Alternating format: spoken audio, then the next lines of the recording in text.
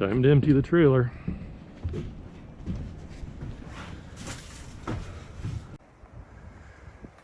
Another blistery New England day, but we are all loaded up. Got the body all strapped down. Looking pretty good. Dad, I'm ordering your chassis.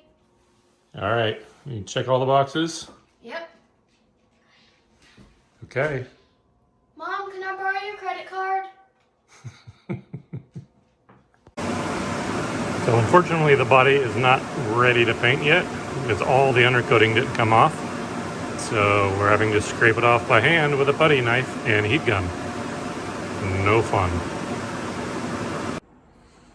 All right, 2 days after we picked up the body, finally got all the undercoating stripped off, all the residue cleaned up. Huge pain in the neck.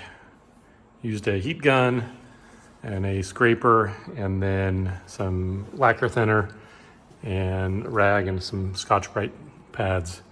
Basically cleaned it all up. So looking at the body, a couple of patch pieces here and there on the floor. They actually did a pretty good job overall. You can see here that this entire section was replaced. You can see more patch work up in here. You can see this has been replaced. Both the rockers have been replaced. You can see where they came in and re-welded it. Actually did a really good job tying it all back together. A couple more patch work. This whole section is patched. And then the rear trunk got a pretty decent sized patch in it as well. The rear valance here has been replaced as well. And then the quarters have been replaced. Quarters, happy with the work. They've got just this top seam across the top here. Looks like they were all put back together. Did a couple of measurements and everything looks straight. So overall, pretty happy with it. At the moment, I'm not planning on rehanging quarters on it. Just be extra work that I don't need at this point. I think that's everything I see here is really solid. So pleased with it. So lessons learned, strip all the undercoating off before it goes to media blasting. So I'm obviously not worrying about the trans tunnel here because that's coming out as well as the firewall's coming out to be smoothed. So no worries. Just about ready. Another day or so of prep on the body, getting cleaned up and vacuum all the sand out and air blast it out with compressed air and then re-vacuum a couple of times. And then final body prep. And then it's into the booth for 2 coats of epoxy.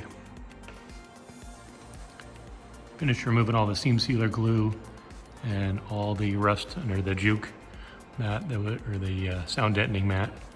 So that's all ready, prepped. Did a couple of spots that still needed a little touch up, but beyond that, we are good to shoot the epoxy tomorrow. Brand new fender is prepped and ready for epoxy. Hit it with 80 grit to knock the smooth surface off so we have a nice tooth to grab to.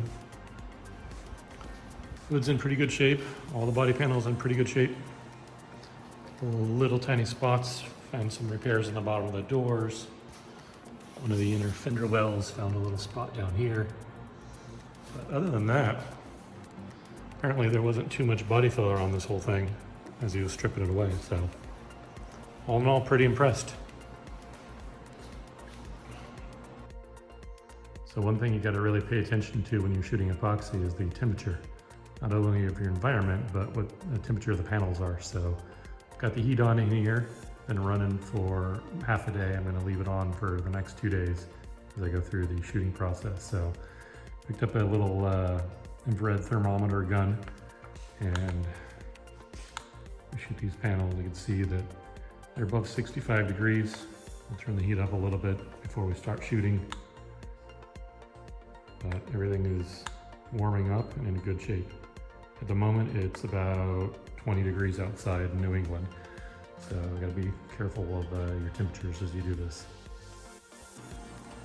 So my attempt to build a PVC frame on the inside of the paint booth in case it collapsed didn't exactly work out the way I wanted it. So we'll return all the PVC pipe here to Lowe's let it be installed properly in house.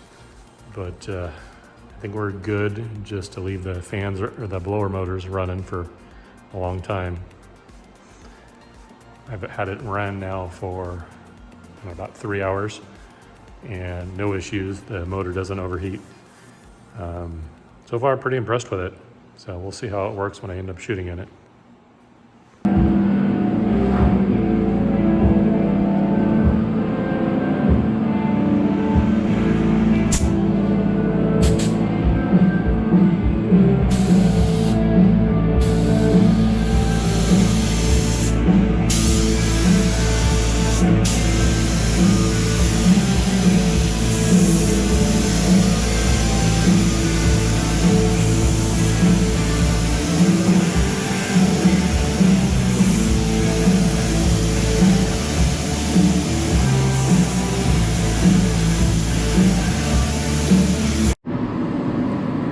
All right, we got 2 coats of SBI epoxy primer on.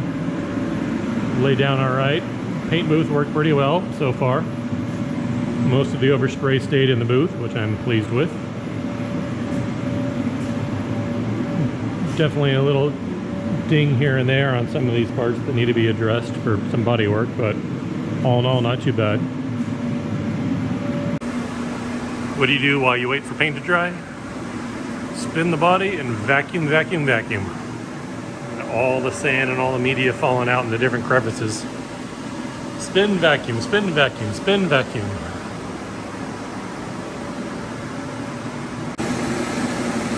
Quick update, day 2, ready to do the backside.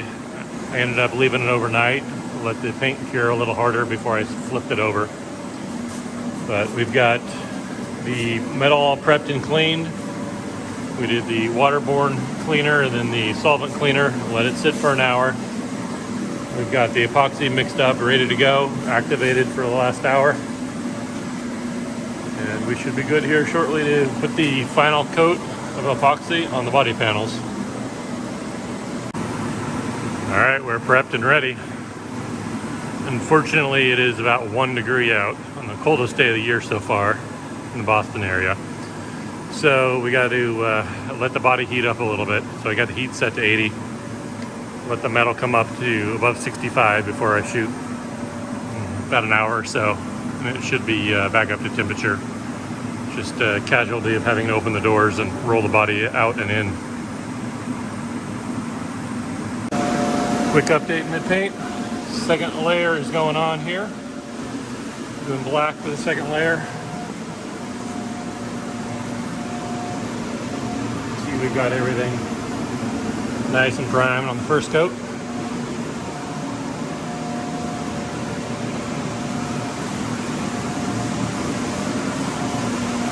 Got 2 coats under the body on the bottom already.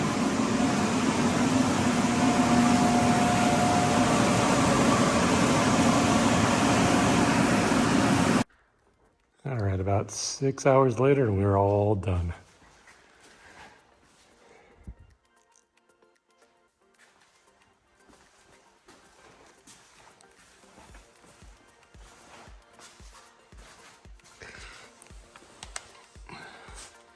Gray primer underneath, just because that was what we had.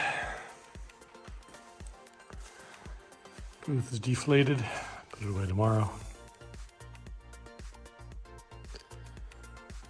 Not too bad. Went through a gallon and a half of primer with epoxy primer here. About a half a gallon of this left.